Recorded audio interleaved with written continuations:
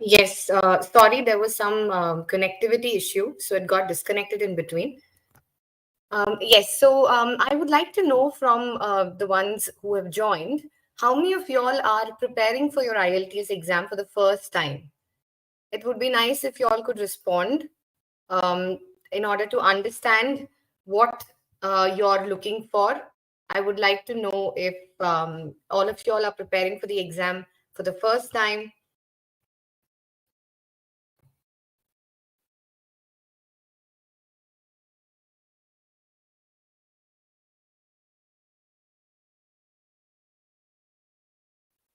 Okay, so let me tell you, today we are going to talk about IELTS writing and speaking, the IELTS writing module and the speaking module, which are considered a bit of a challenge for most people. They find these two modules a little challenging because it's very difficult to suddenly start writing or suddenly start speaking about a topic that you're not aware of or you're not used to doing it in the past. So IELTS is a skill, like we've mentioned in our previous webinar as well.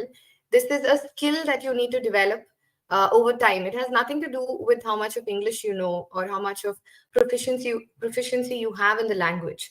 It has to do with the skill you develop in reading, listening, writing, and speaking. So, like I'm sure most of you all are aware, IELTS is the International English Language Testing System, an exam that one needs to write in order to move abroad. It's a mandatory exam students, professionals, and PR aspirants need to undergo in order to be able to obtain their desired university or obtain a PR in English speaking countries. So the idea of writing the IELTS exam is basically for for like when you have people coming to your country, you would like them to know your native language so that they can manage and conduct themselves well. Similarly, when you go to an English speaking country, it's very important that you know their language. So they would like to know whether you are capable enough to handle situations in English, in where you when you need to read, listen and comprehend to what people are talking about. You need to write and you need to speak, definitely, which is very important. Yes, so this is what IELTS is all about. Okay, now to talk about the IELTS writing and speaking. Before that, let me just tell you that the IELTS reading module again is for 1 hour, 60 minutes. The listening module is for 40 minutes, 30 minutes to write your answers while listening to the audio. And 10 minutes you have to transfer your answers if you are doing a pen and paper test. Then you have your writing module, which is 60 minutes, 1 hour, and your speaking module, which is between 15 to 20 minutes. Yes. So to talk about the writing module, the IELTS writing module, the IELTS writing module, like I said, is a 1 hour test, a 60-minute test where you have two tasks. Now, to understand better, you need to know that IELTS has two types. One is general and one is your academic IELTS. The general IELTS exam is given by those who wish to obtain a PR or who wish to obtain a job abroad. That is, a PR is permanent residency for those who want to migrate to an English speaking country.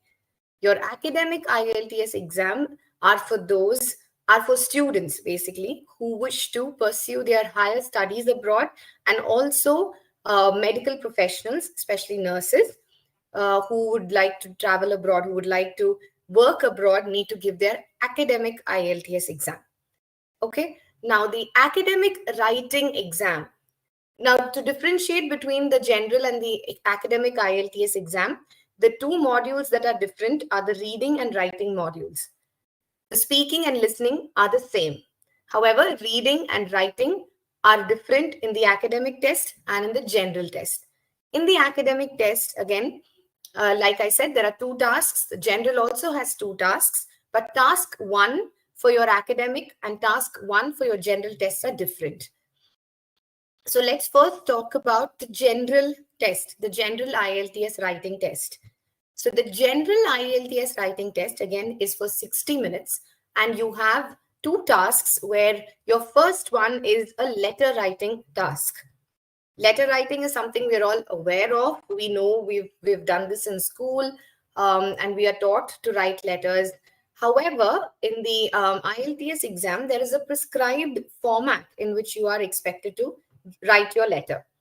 So the general writing task 1 is a letter writing task, and you are given 20 minutes for this task. 20 minutes. And in 20 minutes, you're expected to write between 150 to 170 words, right? 150 to 170 words. Now, the writing task 1 in your general test, like I said, your letter writing task has 3 types of questions. You have a formal letter, a semi-formal letter, and an informal letter. Formal, semi-formal, and informal. Now, before I get into the details of these, I would like to tell you how the writing task in your IELTS exam is assessed. That is what you really need to know. Only then will you be able to focus and study in that manner.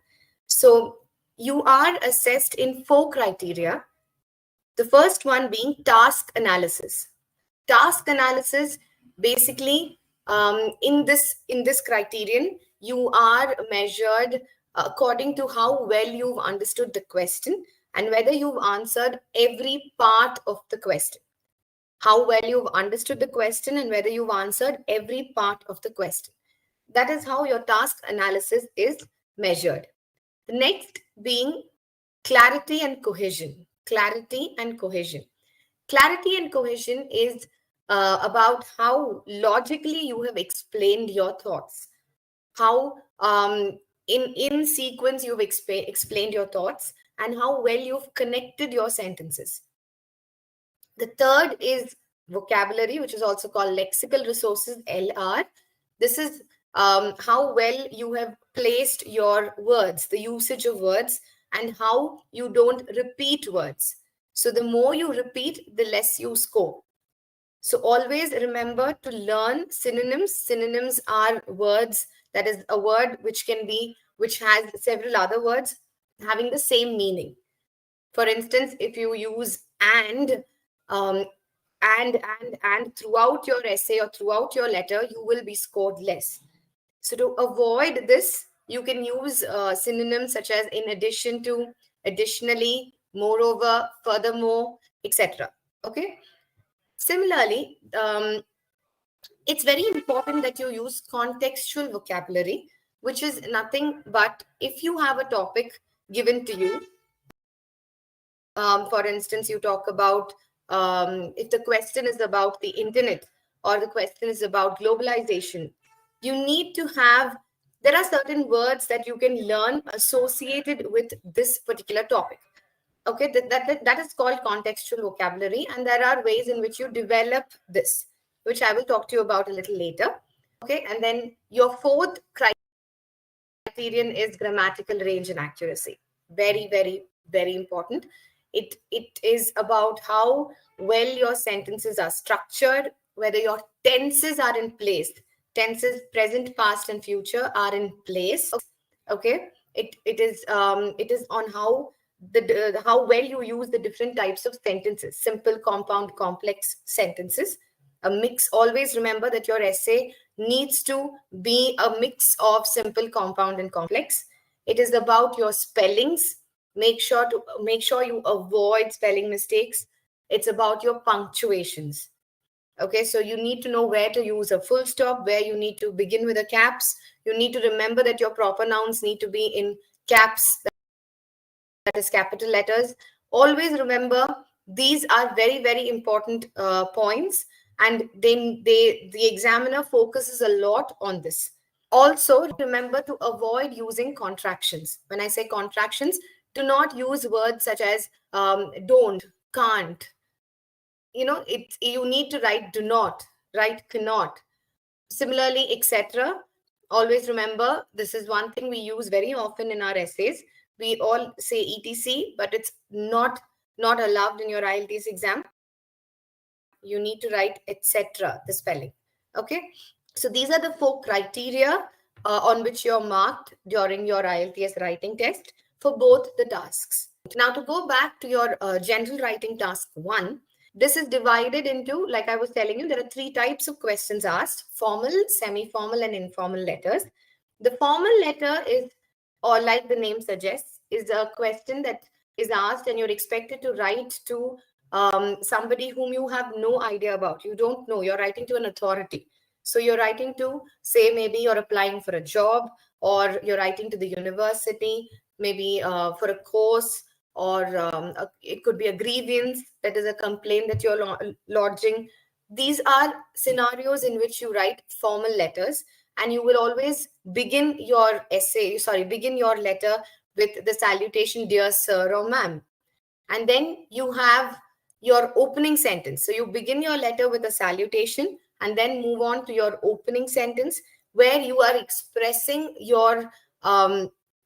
you're expressing why you're writing this letter. So you will say, "I am writing this letter with respect to the job application that I saw in the newspaper, which was published by your company on so and so day or date." Okay. So your first opening sentence is the purpose of the letter. Then you move on to answering your sub questions. So a letter, in the general writing task 1, your letter question has 3 sub parts. So you have a main question, and then you have 3 sub questions. So you are expected to answer all the 3 sub questions in divided into 3 paragraphs, right? So you will have a salutation, you have an opening sentence, and in the same paragraph, you will answer the first sub question asked. Then you move on to your second paragraph, where you answer the second sub question. And then you have your third sub question. The third paragraph will talk about the third sub question. And then you have a concluding statement where you will say, for instance, you say, I'm sure all of us have this tendency of saying, we conclude a formal conversation by saying, "Looking forward to your reply," or "Looking forward to hearing from you soon," etc. So these are things that we need to keep in mind. Okay, so this is how your structure and pattern of a letter is. So you have a salutation, you have an opening sentence, and you have 3 paragraphs where you answer the 3 sub questions, and then you have a closing statement where you say, "Looking forward to your reply," or "Looking forward to hearing from you soon," etc. And then you sign off. And when you sign off in a formal letter, you say, "Yours faithfully." You write your name and signature. This is how a formal letter needs to be written. Then you have your informal letter, where you're writing to a friend or a relative. So obviously they are known to you. So you will start with "Dear so and so," that is the name. "Dear Rahul," "Dear," whatever you can, whatever name that you are addressing, you write their first name. And again, you follow the same pattern. You have your opening sentence, 3 paragraphs, and then when you sign off, you can say, "Best wishes, best regards," write your name and sign off. Now, semi-formal letter. Semi-formal letter is where most people kind of get a little confused, because it's very, very similar to a formal letter. Okay, but a semi-formal letter, you need to remember, is when you are writing to somebody who's an acquaintance. An acquaintance is somebody who you do not know very well. They're not your friends. Neither are they people you don't know at all. So it could be your HR manager. It could be your say your HOD. When you're writing to such people, you know whom you're writing to. You know the person, but the person is definitely an authority. So you are being semi-formal. It's the pattern is very similar to your formal letter. There is no difference. You will start with "Dear sir" or "ma'am," but in some cases, if you know whom you're writing to and you're sure it's a semi-formal letter, you can use the second name of the person in the salutation. So if the person's name is John Parker, for instance, you will say, "Dear Mr. Parker." Okay, so that is the difference between a formal and semi-formal letter. The rest remain the same.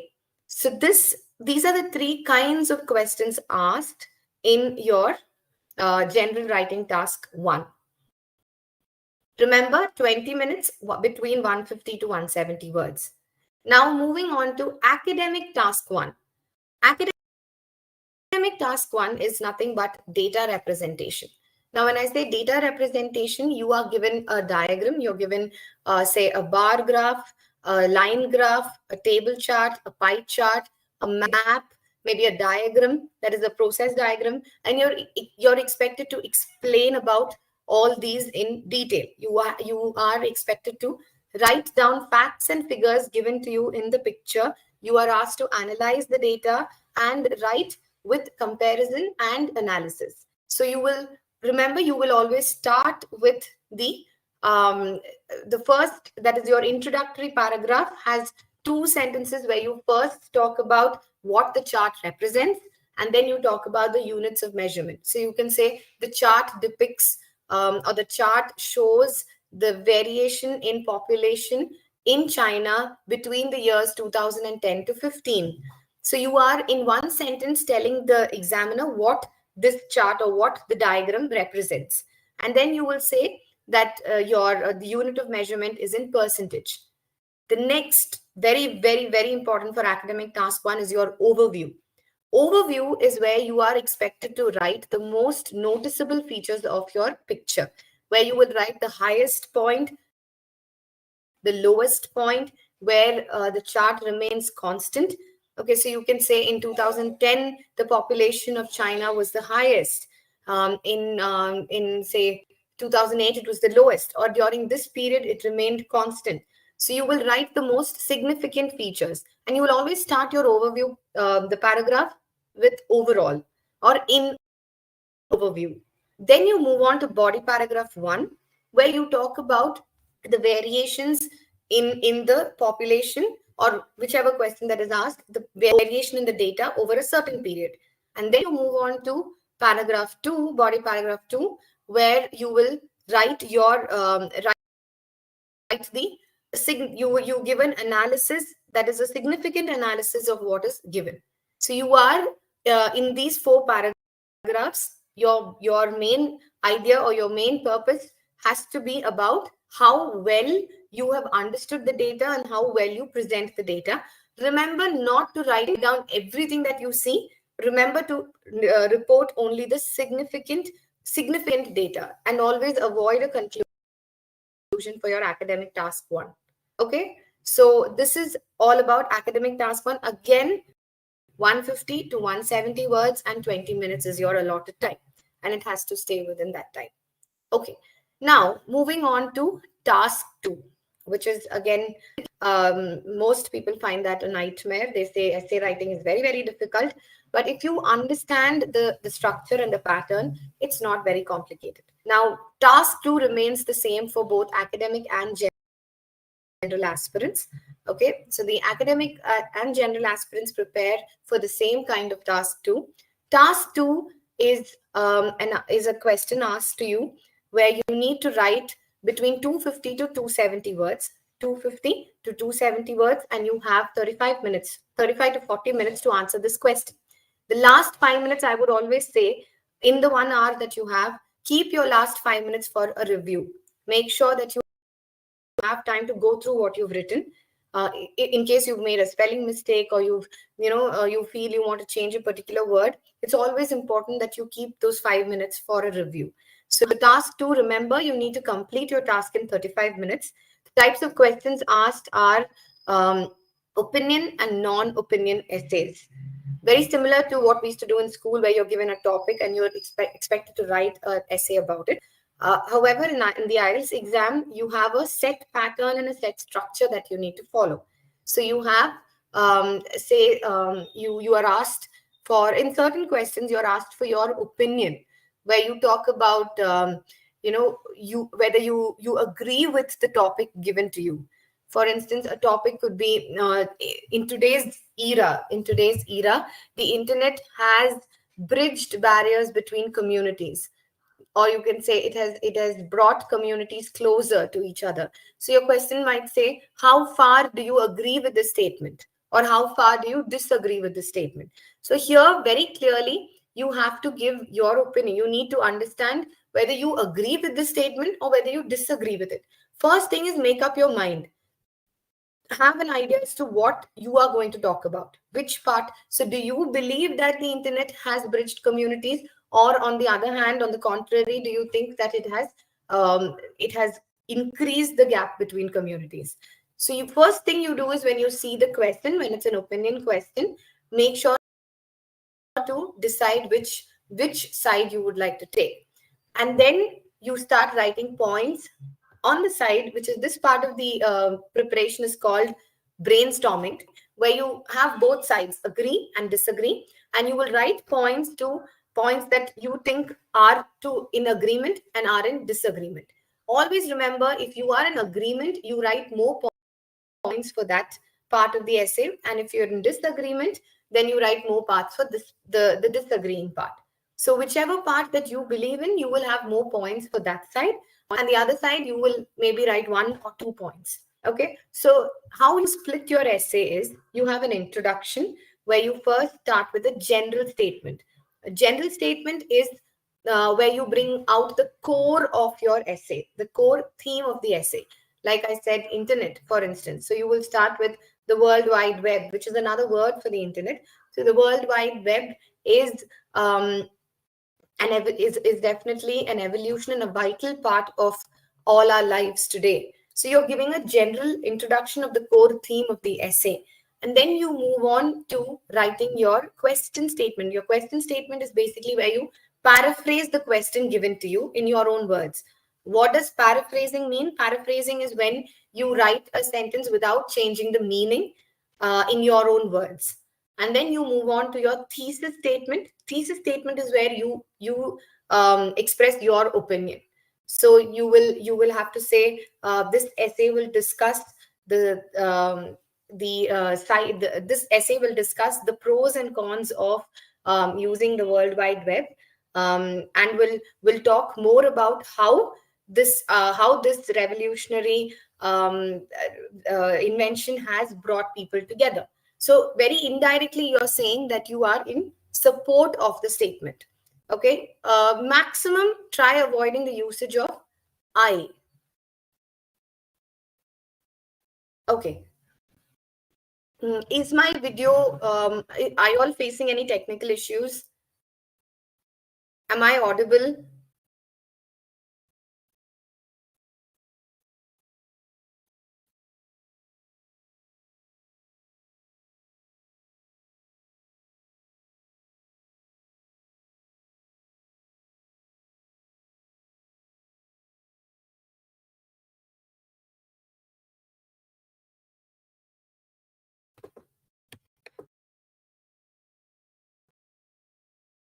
Okay, so fine. So the like I was saying, your introductory paragraph has a general statement, a question statement, and a thesis statement, and then you move on to your body paragraph 1, where you will talk more about which side you are in support of. So if you agree with the statement, then you will write down points that you have written. You elaborate these points one by one, and always remember not to clutter your essay with too much of information.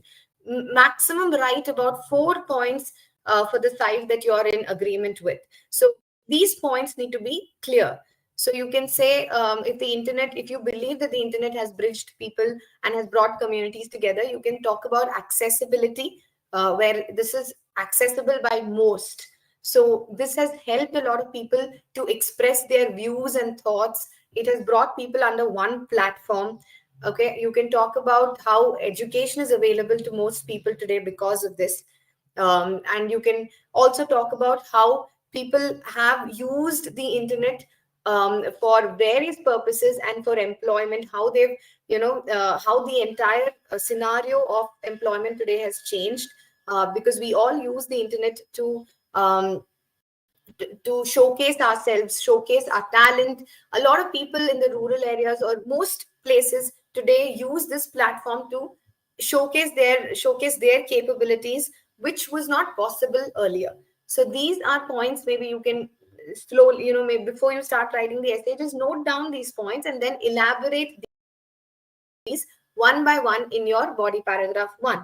Now when you talk about the disadvantage, that is the when you feel that that the internet has caused problems, then you can talk about how people misuse this platform. You can talk about fraud, crime, cybercrime and things like that. But remember, if you're talking about statements to support this, then you talk more about that. And again, remember not to clutter your essay, and always have a transition statement. Transition statement is where you bring about your sudden change from positive to when you're talking about the downsides. So you can say, nevertheless. You can start with the word nevertheless, or maybe you can say in contrary to, where you show that you're telling the examiner that now I'm going to talk about the other side of the topic asked. Finally, you conclude your essay where you have a conclusion statement, that is an overview of whatever you've spoken, and you reiterate your opinion. Similarly, for a non-opinion essay, you're not asked to give your opinion. You are asked maybe about a problem and where you give solutions. So you will explain the problem, for instance, climate change, where you need to talk about what climate change is and the problems people face and the solutions you can give. And then you have cause and effect essays, where you're not asked for an opinion. All you need to do is talk about the causes for a problem and then give maybe your solutions to these. So this is how your essay is classified into opinion and non-opinion essays. Okay, so again, I'm telling you once again, 250 to 270 words and 35 minutes. Now, what you need to remember in your essay writing is to use appropriate language. Like I said, your vocabulary is important. Linking words that are they're called connectives, very important for clarity and cohesion. Like I was telling you, you explain, do not clutter your essay. The 3 or 4 points that you'd like to bring out, make sure you logically place them and connect them well. Like I was saying, instead of using and, or if you want to say but, you say however, whereas. So you are using connectives, they're called linking words, which are very, very important. Also, use complex sentences where you do not write something in one simple sentence. Make sure to have connective clauses, subordinate conjunctions, and make sure you practice this. Now, very importantly, if you are not able to do it, don't try doing it and make mistakes. Write what you know clearly. That's it. Now, to move on to IELTS speaking. What is IELTS speaking? Again, I was telling you in the beginning, it's between 15 to 20 minutes where you have 3 parts to your speaking test. Part 1, Part 2, and Part 3. Part 1 is where you are asked for your introduction and you're asked questions about yourself. There could be questions such as where do you live? What kind of neighborhood do you live in? Which is your favorite festival? What kind of sweets do you like? Always remember not to answer in one word. Remember to at least talk and give your answers in 1 or 2 sentences. Again, 1 or 2 sentences, not more than that.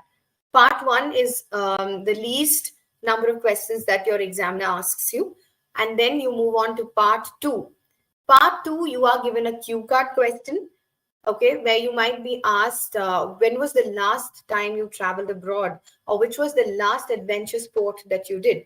And then you have 3 sub questions. So it might be, where did you do this? How did you feel about it? What do you think about, describe the sport that you did? So you have 3 sub questions and then you explain about these 3 sub questions in 2 minutes. So you're given 1 minute to prepare and 2 minutes to talk. Always remember to talk for the entire 2 minutes, because the examiner will stop you if you go more, if you exceed the 2-minute time limit. And if you do not speak for 2 minutes, they will ask you, okay, what else? So they want you to speak for the entire 2 minutes. Now, moving on to part 3. Part 3 is an analytical section where you're asked questions indirectly related to your cue card. So there are more questions more towards analysis and to know what your thoughts are. So if they ask you about, like I was saying, adventure sports in your cue card, your part 3 could be questions such as, how do you think people's outlook towards adventure sports has changed today? What are the safety measures people take for these sports? Do you think adventure sports is very popular today? These are not personal questions. They are they are questions where you're expected to speak from a point of view that you have. You're expected to give your opinion and talk a little more about the topic. So in your part 3, remember you need to speak at least 3 to 4 sentences, and this is the most important part of your IELTS exam, where the tutor might, your examiner might probe more. There is a tendency of probing more in part 3. So always be prepared for your part 3. So this is about your IELTS speaking exam. Now to talk about the assessment criteria for speaking, there are, again, like writing, there are 4 criterion. There is vocabulary, grammar, pronunciation, fluency, and coherence. Now vocabulary, very similar to your writing, where you need to use different types of words and do not repeat. Like the writing, you make sure you don't use the same word over and over again. Okay, then you have fluency and coherence. Fluency and coherence, again, it has nothing to do with your accent. It has to do with how well you're able to construct your sentences, the less gaps that you use. There is a tendency for most of us to say uh, uh, and then we start thinking there's when you speak, when you have too much of gap in between, it kind of reflects that you're not fluent with what you know. So fluency and coherence is according to how well you are able to construct your sentences without too many gaps. Okay, now the next is grammar. And like I was saying, grammar again is very similar to your writing. It is how well you speak, about how grammatically well you construct your sentences. So remember, these 4 criterion are what you are marked on while preparing, while you attend your IELTS speaking exam. Okay, now okay, is the video stuck? Is there any issue that you all are facing? So to quickly tell you about the application and how my IELTS partner can help you in your preparation. We are a self-learning application for IELTS, where we have video lessons, practice material, and mock tests, along with which you get instant scores for all your 4 modules. Now, to be precise about the writing and speaking module, the writing module, you have 2 tasks displayed. You can either upload a photo of your answer, or you can type in the space provided, and you can provide and get your, and then you can get your answers evaluated. So you get instant scores for all the 4. You get an overall score, and you get your individual scores for task achievement, grammar, lexical resources, and clarity and cohesion. Okay. Now, similarly, in the speaking test, you have your questions displayed one by one, divided into part 1, part 2, part 3. What you need to do is you answer, you see the question, you have some thinking time, and once your thinking time is over, you have your speaking time, where you record the answer and then move on to the next question, so on and so forth, and finally you get your overall score instantly for your speaking test. Now, this is how your practice and mock tests work. The video lessons are completely concentrated on what I just spoke to you about, but in detail, it talks to you about the number of tasks involved. There are sample questions and answers.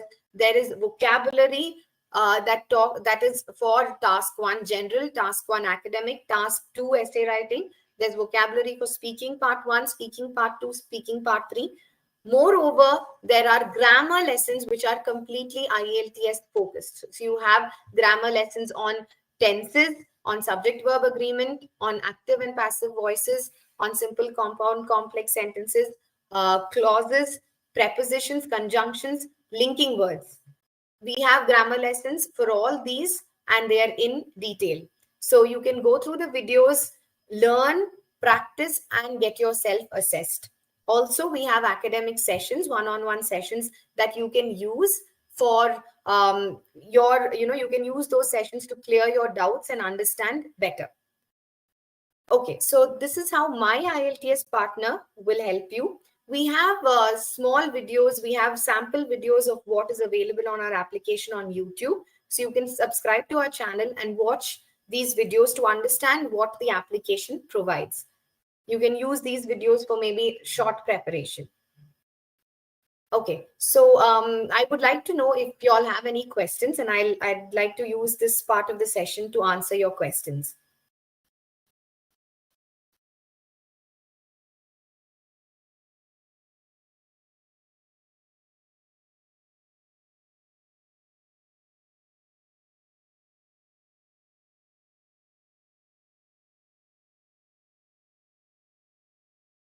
Those who have attended the webinar, we'd like to tell you that we are providing one of our premium courses, that is our beginner level 1 course, which course caters to those who would like to prepare for the test for the first time at a 70% off. So it is available at 1,999.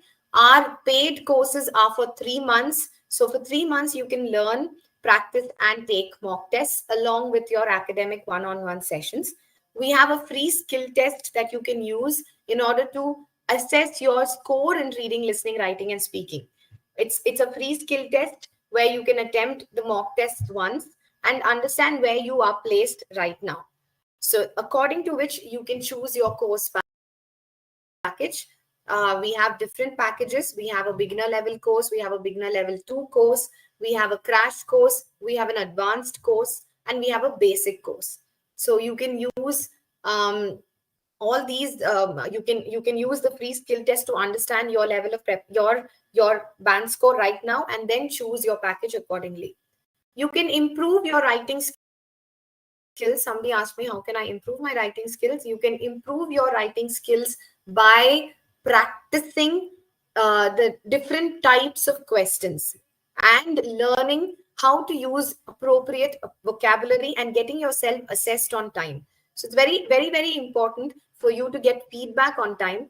As soon as you complete an essay, it's very important that you get your scores so that you know where you're going wrong and which area you need to concentrate on. So you can improve your writing skills by definitely by practicing.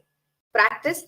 The more number of questions you practice, the more you learn, the more vocabulary you build, and the more you know what is working and what's not working for you. And you will be able to develop your speed. So you will be able to complete your exam in 1 hour. Otherwise, you will find it difficult if you do not practice. You might not be able to complete both the tasks in the allotted 60 minutes. Yes, any more questions?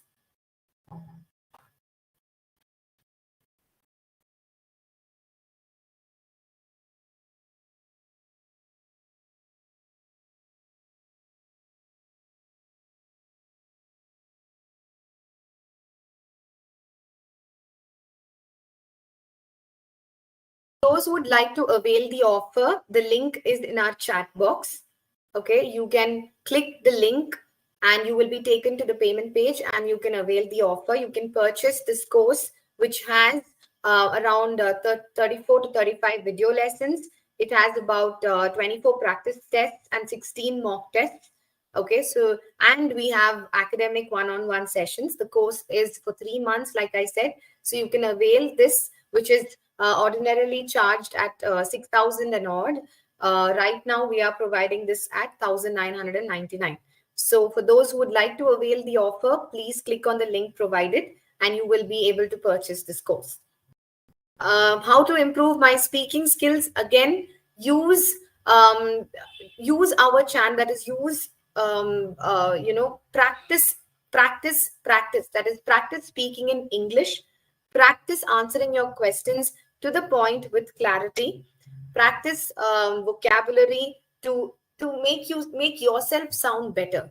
So understand, learn, use the video lessons to enhance your vocabulary, to understand how to answer part 1, part 2, part 3. There are sample questions for all 3, and there is an entire sample of how a speaking session is conducted in the exam. So you will get an idea. If you watch those, you will definitely get an idea as to how the speaking exam is conducted, so that you can watch the video lessons and then use our practice and mock tests to keep practicing and learning and getting your scores and keep improving.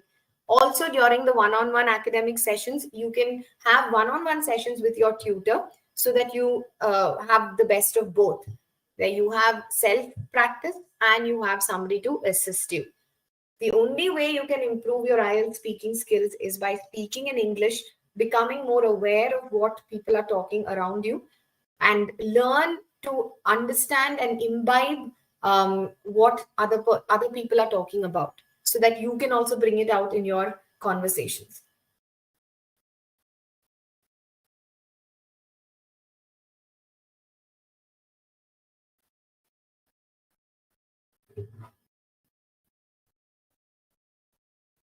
Yes, anything else?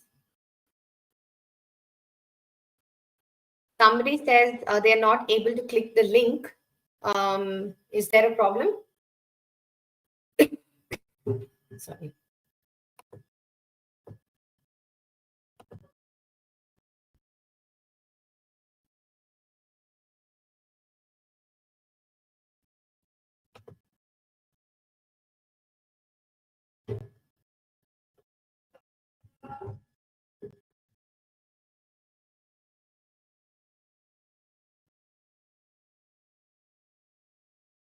We request you all to download the application and check it out. Check out the various courses.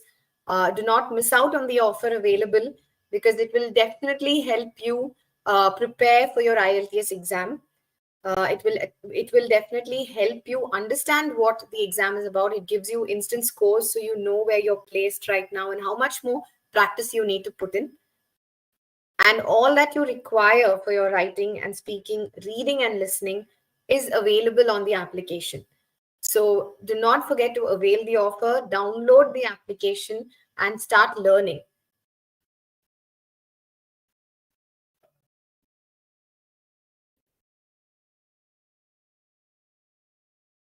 Yes, anything more?